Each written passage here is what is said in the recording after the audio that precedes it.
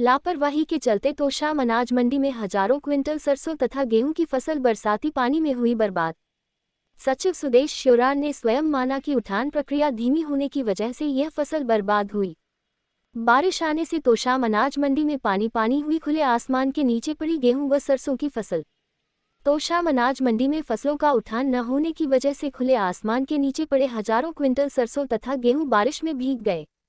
इतना ही नहीं, अनाज मंडी में एकत्रित बरसाती पानी में यह मालूम नहीं लग रहा था कि पानी में सरसों है या सरसों में पानी है, जिससे खून पसीना एक करके किसानों के द्वारा पैदा की गई गेहूं व सरसों की फसल लापरवाही की वजह से बर्बाद होती नजर आ रही है। सचिव ने स्वयं भी माना कि उठान प्रक्रिया धीमी होने की वजह से फसल बर्बाद हुई है। उनका कहना था कि जो फसल खरीद ली गई थी, कम से कम उसका तो उठान होना ही चाहिए था।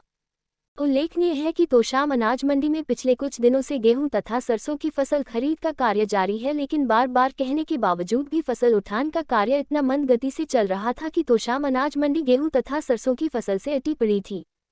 हुआ यूं कि सोमवार शाम आंधी के साथ बारिश आई, जिससे अनाज मंडी में पड़ी हजारों क्विंटल गेहूं व सरसों की फसल पूरी तरह से पानी हो गई।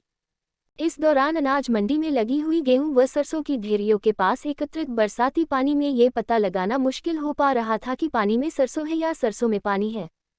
फसलों की उठान प्रक्रिया कछुआ चाल से चलने के कारण किसानों के द्वारा खून पसीना एक करके पैदा की हुई फसल तोशाम अनाज मंडी में सोमवार शाम बर्बाद होती हुई नजर आई, जिसमें संबंधित अधिकारियों सहित उठान एजेंसी की लापरवाही स्पष्ट नजर आ रही थी।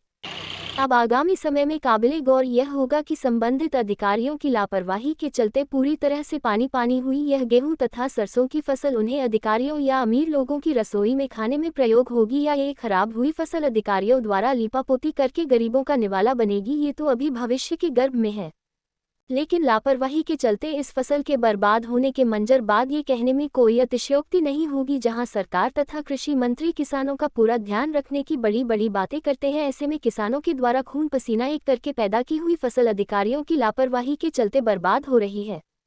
इस संबंध में जब मार्ग